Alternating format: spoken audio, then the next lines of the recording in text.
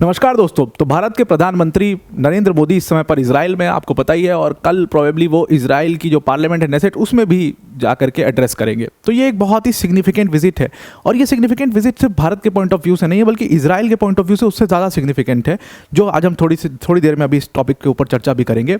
और Benjamin Netanyahu ने पहले इस आइडिया को मूव कर दिया कि हेक्सागन ऑफ अलायंसेस का कहीं ना कहीं वो डिस्कशन होगा, हेक्सागन ऑफ अलायंसेस के बारे में बातचीत होगी, जो कि एक अलायंस है जितने भी रेडिकल नेशंस हैं उनके खिलाफ। रेडिकल नेशंस में मुस्लिम रेडिकल नेशंस की वो क्लियरली बात कर रहे थे, उसमें शिया रेडिकल नेशंस या सुन्नी रेडिकल नेशंस या वो दोनों को टेक ऑन करना चाह रहे हैं, इसके ऊपर उतनी क्लैरिटी नहीं, लेकिन उन्होंने दोनों का नाम ले लिया था कुल मिला जुला करके।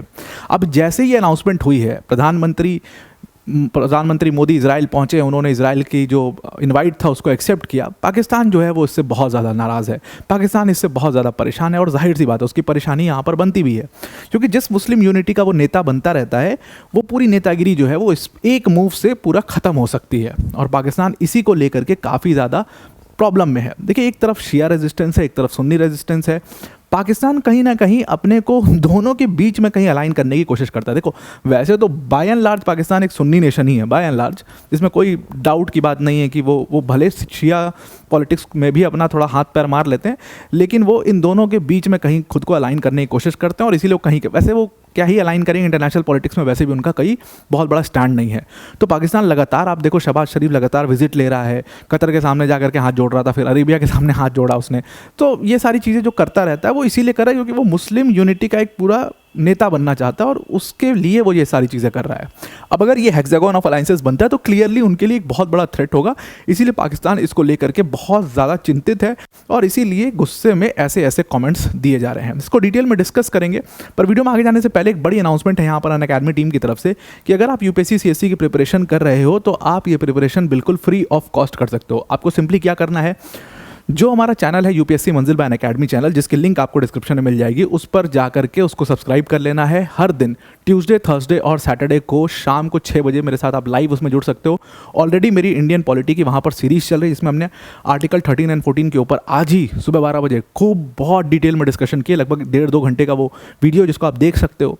और ये लाइव सेशन में आप जुड़ोगे तो और फ़ायदा होगा, आप लाइव डाउट्स को भी डिस्कस कर सकते हो वहाँ पर मेरे साथ। तो उसकी लिंक आपको, सेशन की लिंक और चैनल की लिंक दोनों डिस्क्रिप्शन में मिल जाएगी, उस पर क्लिक करके इस चैनल को ज्वाइन कर लीजिए। यहाँ पर हम पूरा UPSC syllabus free of cost आपके लिए कवर करा देंगे। तो अगर आप एक एक्सपायरिंग एस्पिरेंट हो, आप एस्पायर कर रहे हो 2028 के लिए, 2027 के लिए, तो ये आपके लिए बेस्ट प्लेटफॉर्म हो सकता है। Now coming back to the topic, तो बेंजामिन नेतन्याहू ने पहले ही हेक्सागन ऑफ अलायंसेस का आइडिया पुश कर दिया था, लेकिन जो इस पूरी विजिट है प्रधानमंत्री नरेंद्र मोदी की, मैं इसके ऊपर थोड़ा सा ये भी बोलना चाहता हूँ, 2017 के बाद ये बड़ी विजिट है और सेकंड है। उसके बाद से इजराइल हम लगातार जो है वो परेशान रहा, सारी चीज़ों में उलझा रहा। अब जा करके जब वो फ्री हुआ है तो ये हमारे लिए भी बहुत अच्छी मौका है कि हम थोड़ा आईमैक के ऊपर बात करें, थोड़ा सा हम अपनी रीजनल प्रेजेंस जो है वेस्ट एशिया में थोड़ा सा उसको इंक्रीज़ करें। तो एक तो उस पॉइंट ऑफ व्यू से हमारे लिए अच्छा है। दूसरी चीज़ है, इसके 3 मेजर पिलर्स मैं इसको देखता हूँ। पहला पिलर तो ये है कि यहाँ पर इस विजिट में लोगों ने बड़े बड़े डील्स के बारे में पहले ही सोच लिया कि भाई डिफेंस के ऊपर, जो आज हम शॉर्ट्स में बात भी कर रहे थे और हमने पहले भी इसके ऊपर बात करी कि स्काई स्टिंग जैसी मिसाइल्स हैं, उनके ऊपर एक बड़ी डील हो सकती है। तो डिफेंस के पॉइंट ऑफ व्यू से बहुत इंपॉर्टेंट है, और आर्टिफिशियल इंटेलिजेंस के पॉइंट ऑफ व्यू से ये विजिट बहुत ज़्यादा इंपॉर्टेंस होने वाली है, इसलिए ये पहला पिलर है। दूसरा इंपॉर्टेंट पिलर है, ये इजराइल और इंडिया की रिलेशनशिप को सीधी तौर पर डिफाइन करता है। अगर प्रधानमंत्री नरेंद्र मोदी जाते हैं इजराइल में और इजराइल की पार्लियामेंट नेसेट में जा करके वो एड्रेस करते हैं, तो ये मतलब पूरी जो स्ट्रॉन्ग रिलेशनशिप है, हालांकि बहुत नया रिलेशनशिप है भारत और इजराइल का, और हालांकि ये शुरू पहले से हो गया था, लेकिन मैं इसको न्यू इसलिए कह रहा हूँ क्योंकि इस दौर में ये बिल्कुल नया टाइप का है, बहुत नेसेंट स्टेज में ये अपने, तो उसकी रिलेशनशिप की एक महत्वता जो है वो दिखाई देती है, दूसरा पिलर। और इसका सबसे तीसरा और सबसे इंपॉर्टेंट पिलर ये है कि प्रधानमंत्री नरेंद्र मोदी के जाने से पहले ही बेंजामिन नेतन्याहू ने हेक्सागन ऑफ अलायंसेस का एक आइडिया पुश कर दिया था। अब ये hexagon of alliances, Benjamin Netanyahu ने कहा कि ये हेक्सागन ऑफ अलायंसेस जो है वो इजराइल, भारत और कई सारे देश इसमें मिल करके ये अलायंस बनाएंगे, और इसमें हम अपने जो रेडिकल जो एनिमीज़ हैं, जो रेडिकल देश हमारे दुश्मन हैं, उनको हम सीधा टेक ऑन करेंगे। मतलब ये ज़्यादा इकोनॉमिक पॉइंट ऑफ व्यू से कोई अलायंस नहीं होने वाली है, ये ऐसा नॉर्मल अलायंस नहीं है, ये डिफेंस और सिक्योरिटी अलायंस है, जहाँ पर टेक्नोलॉजी शेयर होगी, जहाँ पर डिफेंस में मदद होगी एक दूसरे देशों की। मतलब ये एक टाइप का न्यू नेटो टाइप का ये कुछ ऐसा वेस्ट एशिया में बनाना चाह रहे हैं, जिसको ये हेक्सागन ऑफ अलायंसेस कह रहे हैं। यहाँ से बेंजामिन नेतन्याहू ये भी शो करना चाह रहे हैं कि भाई यूएस से इतर, यूएस के शेड से बाहर निकल करके इजराइल अपने लेवल पर भी कई सारे देशों से इंटरैक्ट कर रहा है, और ये बहुत ज़रूरी भी था इजराइल के लिए। एक्चुअल में आपने देखा होगा कि गाज़ा के केस में जब ट्रंप पावर में आता है तो डंकावती टाइप का आदमी वो कहता है कि भाई मत करो लड़ाई, ख़त्म करो, तो कहीं ना कहीं वो इजराइल को डिमीन भी फील हुआ कई बार, और इजराइल ने आपने देखा कई बार डिफाई भी किया ट्रंप को, या यूएस को कई बार उन्होंने डिफाई किया। तो कहीं ना कहीं वो एक प्रेशर भी है उनके ऊपर, उनकी डोमेस्टिक पॉलिटिक्स का भी प्रेशर है कि वो शेड से बाहर निकल के थोड़ा सा इंटरैक्ट करें बाकी के देशों के साथ, इस टाइप के अलायंसेस में करें, इस टाइप के अलायंसेस में वो जाएं, और इसमें भारत उनका सबसे अच्छा साथी हो सकता है, ये बात उनको पता है। तो इसलिए इंडिया के पॉइंट ऑफ व्यू से तो है ही ये इंपॉर्टेंट विजिट, बल्कि इजराइल के पॉइंट ऑफ व्यू से उससे ज़्यादा इंपॉर्टेंट ये विजिट है, और बेंजामिन नेतन्याहू के पॉइंट ऑफ व्यू से तो बहुत ज़्यादा। अब जब वो रेडिकल एडवर्सरीज कह रहे थे, यहाँ पर सिंपली वो मुस्लिम नेशंस की बात कर रहे थे। हेक्सागन ऑफ अलायंसेस में उन्होंने कहा कि ये जो हेक्सागन ऑफ अलायंसेस होगा, इसमें भारत होगा, उनके साथ इजराइल होगा, और इसमें हम क्या करेंगे, इसमें हम वेस्ट एशिया के अंदर एक ऐसी अपनी सिस्टम बनाएंगे जिससे हम अपने एनिमीज़ को सीधा टेक ऑन कर सकें विदाउट सेकेंड थॉट। हमारे पास वो सारे देश इसमें साथ होंगे, और ऐसा नहीं कि सिर्फ और सिर्फ इजराइल और भारत का जो नेशंस हैं यही दोनों नेशंस होंगे इसमें। हेक्सागन ऑफ अलायंसेस का ये भी मतलब नहीं है कि सिर्फ 6 देश होंगे इसमें मल्टीपल नेशंस होंगे, कई सारे अरब देश भी इसमें जुड़ेंगे, अफ्रीकन नेशंस भी जुड़ेंगे, और कई सारे भारत के इतर भी एशियन नेशंस भी इसमें जुड़ेंगे। ये पूरा विजन था बेंजामिन नेतन्याहू का। इससे टारगेट ये 2 चीज़ को कर रहे हैं, इन्होंने इसमें दोनों को टेक ऑन किया। उन्होंने कहा कि हम शिया एक्सिस को भी, इसमें रेडिकल शिया एक्सिस को भी टारगेट कर रहे हैं, और इसमें हम सुन्नी एक्सिस को भी टारगेट कर रहे हैं, और यहीं पर पाकिस्तान का जिक्र आ जाता है। देखिए, जब वो शिया एक्सिस बोल रहे हैं कि वो शिया एक्सिस को इसमें टेक ऑन करेंगे, तो उनका एज ओल्ड दुश्मन जो है इजराइल का, दैट इज़ ईरान। इसमें ईरान और ईरान का एक्सिस ऑफ रेजिस्टेंस आ जाता है। ईरान और ईरान का एक्सिस ऑफ रेजिस्टेंस, इराक के अंदर उनके 3 जो बड़े ग्रुप्स हैं, फिर उसके बाद लेबनान में हिजबुल्लाह मौजूद है, फिर उसके बाद गाज़ा में हमास मौजूद है, फिर उसके बाद यमन के अंदर हुदीस मौजूद हैं। ये सारा ईरान का अपना एक्सिस ऑफ रेजिस्टेंस है, इसको शिया एक्सिस कहा जाता है। मतलब बहुत नॉर्मल टर्म्स में उसको शिया एक्सिस कह दिया जाता है। तो सबसे पहले तो उसको टेक ऑन करना है, और दूसरी सबसे इंपॉर्टेंट हेक्सागन ऑफ अलायंसेस का ऑब्जेक्टिव है वो है सुन्नी एक्सिस को भी टेक ऑन करेंगे। जैसे ये सुन्नी एक्सिस की बात आती है, यहाँ पर पाकिस्तान जो है वो इंक्लूड हो जाता है। सुन्नी एक्सिस में पाकिस्तान, सऊदी अरेबिया, टर्की, इनका ग्रोइंग रिलेशनशिप जो है लगातार जो बढ़ रहा है, एक दूसरे को ड्रोन टेक्नोलॉजी, एक दूसरे को जो पूरी टेक्नोलॉजी ये लोग शेयर कर रहे हैं, मिलिट्री हेल्प दे रहे हैं, ये कहीं ना कहीं एक थ्रेट इजराइल के लिए है। इसको भी टेक ऑन करने की बात बेंजामिन नेतन्याहू कर रहे हैं।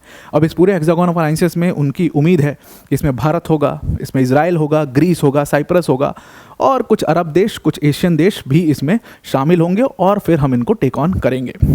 अब जब हेक्सागन ऑफ अलायंसेस की बात होती है तो नेतन्याहू ने इसी समय पर इसको क्यों पिच किया? सबसे बड़ी बात, सबसे बड़ी ज़रूरत ये थी, जब पूरा यूएस जो है वो चढ़ा हुआ है, एकदम यूएस मिलिट्री अरमाडा ईरान के करीब है। दूसरी तरफ आपको एक ग्रोइंग सुन्नी एक्सिस दिख रहा है जिसमें पाकिस्तान, अरेबिया, टर्की, इन लोग की साठगांठ जो है वो बहुत तेज़ी से बढ़ रही है। इसी टाइम पर बेंजामिन नेतन्याहू ने इस आइडिया को क्यों पिच किया? एक्चुअल में एक्सपर्ट्स का मानना है कि इसके पीछे there is something very different. Actual में यहाँ पर इजराइल की डोमेस्टिक पॉलिटिक्स प्ले में आ जाती है। देखिए, अब इजराइल में होने वाले इलेक्शंस, और नेतन्याहू कहा जा रहा है कि ये इलेक्शंस जो इसी साल होने वाले हैं, नेतन्याहू फिलहाल इन इलेक्शंस में बहुत पीछे चल रहे हैं। इसका रीज़न बहुत सारा। एक तो देखो, इजरायली सिटीजन्स जो मारे गए, वहीं से बहुत ज़्यादा क्रिटिसिज्म शुरू हो गया था बेंजामिन नेतन्याहू और उनके वॉर कैबिनेट का कि भाई आपने कैसे इस चीज़ को डील किया। फिर इजराइल से ये उम्मीद थी कि वो एकदम से घुसेगा गाज़ा के अंदर और दे विल क्रश हमास, जो एग्जैक्टली वैसा नहीं हुआ एज दे वांटेड। थोड़ा समय लगा, बहुत ब्रूटल हो गया, और इंटरनेशनल फोरम्स पर भी बहुत ज़्यादा जग हसाई हो गई, वॉर क्रिमिनल घोषित कर दिया गया, दुनिया भर की चीज़ें जो हुई वो इजराइल के साथ बुरी हुई। इजराइल इसमें मतलब इजरायली जो सिटीजन्स थे उनके भी 2 मत थे। शुरू में वो काफ़ी सपोर्ट कर रहे थे, बाद में वो थोड़ा सा पीछे हटते हुए दिखाई दिए कि ज़बरदस्ती का ये कंटिन्यू हो रहा है।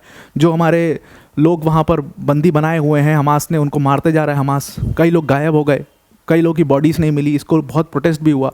तो कुल मिला जुला करके इजराइल की डोमेस्टिक पॉलिटिक्स के अंदर बेंजामिन नेतन्याहू इस समय पीछे चल रहे हैं। और इजराइल की पॉलिटिक्स है भी ऐसी कि वो एक कोलिशन पॉलिटिक्स है। वहाँ पर अकेले कोई पार्टी पूरा चुनाव स्वीप नहीं कर सकती, जीत नहीं सकती। वहाँ कोलिशन बहुत होता है। खुद की उनके पार्टी के जो हार्डकोर नेता हैं वो थोड़ा सा उनसे बिदक चुके हैं। उनकी पार्टी के मतलब नहीं, उनके साथ जो कोलिशन सरकार में है इस समय पर, वो लोग थोड़ा सा साइड हो चुके हैं। बेन गवीर टाइप के जो नेता हैं वो वैसे भी बेंजामिन नेतन्याहू को पसंद नहीं कर रहे हैं इस समय पर। तो डोमेस्टिक पॉलिटिक्स में वो अभी काफ़ी पीछे चल रहे हैं और उनकी एस्पिरेशंस हैं अभी भी पीएम बनने की। अभी भी वो he has not left the hope. तो ये उनके लिए it is the last nail in the coffin. वो चाहते हैं कि हेक्सागन ऑफ अलाइंसेस बनाएं और वो एक ऐसा आइडिया पिच करें अपने देश के अंदर कि भाई इज़राइल आइसोलेटेड नहीं है, और इसीलिए वो इस टाइप की कुछ extra territorial, extra regional partnership करने की कोशिश कर रहे हैं कि हेक्सागन ऑफ अलाइंसेस बना करके वो शो करें कि कई सारे देश इसमें हमारे साथ हैं और इस लड़ाई में हमारा साथ देंगे, हम सिर्फ यूएस की शेड में यहाँ पर नहीं जी रहे हैं। और क्योंकि कई बार इन्होंने यूएस को डिफाई भी किया है, तो एक वो भी ये प्रॉमिस अपने देशवासियों को देना चाहते हैं कि यूएस के बिना भी हम खड़े हो सकते हैं यार। ये सीधी सीधी बात है जो एक्सपर्ट्स को लगता है कि बेंजामिन नेतन्याहू इस समय क्यों पिच कर रहे हैं। अब जो ये पूरा नेतन्याहू का हेक्सागन ऑफ अलाइंसेस है, सबसे बड़ा सवाल खड़ा होता है कि क्या भारत इसको सच में ज्वाइन करेगा। देखिए, भारत एक बहुत ही ज़्यादा न्यूट्रल देश है और ये आपको साफ साफ दिखेगा। आप देखिए भारत की पॉलिटिक्स अगर आप देखिए तो भारत चाइना, रशिया, यूएस से अलग अलग इंगेज करता है, बिल्कुल अलग अलग इंगेज करता है, उनको एक मान करके कभी इंगेज नहीं करता। कौन किसका दोस्त है, कौन किसका दुश्मन है, भारत को इससे मतलब नहीं होता। वो सबके साथ अलग अलग तरीके से इंगेज करता रहा है। सबसे मतलब प्राइम एग्जाम्पल इसका यही है, ईरान के साथ भारत की एज ओल्ड फ्रेंडशिप है, सिविलाइजेशनल दोस्ती है। मतलब ईरान के साथ में दोनों ने एक दूसरे को सिविलाइजेशनल दोस्त कहा था, खूब इन्वेस्टमेंट भी हुआ, बहुत सारी चीज़ें। ईरान से एक बहुत लंबी हमारी जो दोस्ती के किस्से हैं वो चलते हैं।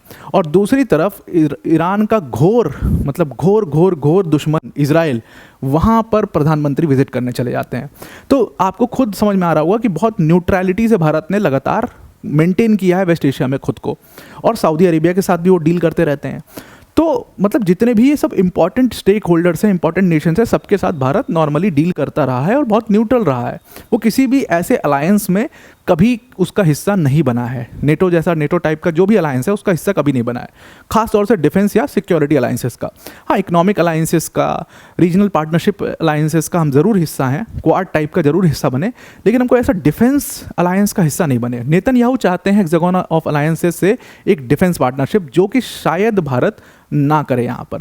तो सवाल खड़ा होता है कि क्या भारत ज्वाइन करेगा। तो भारत उसको ऑलरेडी ज्वाइन नहीं कर रहा है, मतलब काफ़ी न्यूट्रल देश है, बहुत प्यार से उसको मना कर दिया जाएगा। और बेंजामिन नेतन्याहू का भी वो आइडिया नहीं कि एकदम करे ही करे, वो खुद अपनी डोमेस्टिक पॉलिटिक्स में थोड़ी सी इमेज वो क्लीनिंग के लिए वो सारी चीज़ें चल रही हैं। अब पाकिस्तान इससे बहुत ज़्यादा परेशान है। एक्चुअल में पाकिस्तान हेक्सागन ऑफ अलायंसेस के खिलाफ उन्होंने अपने पार्लियामेंट के अंदर में एक पूरा प्रपोजल पास किया, और उस प्रपोजल में उन्होंने कहा कि इंटरनेशनल और रीजनल स्टेबिलिटी के लिए ये हेक्सागन ऑफ अलायंसेस एक बहुत बड़ा थ्रेट है। ये People's Party of Pakistan PPP का जो नेता है उसने ये पूरी चीज़ पास करी, और ये कहा कि मुस्लिम यूनिटी या मुस्लिम उम्मा के लिए ये एक बहुत बड़ा खतरा है अगर भारत, इजराइल जैसे देश एक हेक्सागन ऑफ अलायंसेस में आते हैं। पाकिस्तान इतना निराश क्यों है इस चीज़ से, या इतना दुखी क्यों है। देश ही बना है दुखी होने के लिए, वो क्या करे बेचारा, उसके जो प्राइम मिनिस्टर है, उसके जो आर्मी चीफ है, वो सब ऐसे ही हैं। तो एक्चुअल में ये दुखी इसलिए है पाकिस्तान क्योंकि वो अभी क्या करने की कोशिश कर रहा है कि वो बहुत सारे वेस्ट एशिया के देशों से इंगेज करने की कोशिश कर रहा है। वो देश जिनका ओहदा अच्छा है, जो काफ़ी न्यूट्रलिटी दिखाते रहे हैं, जिसमें कतर जैसे एक देश है।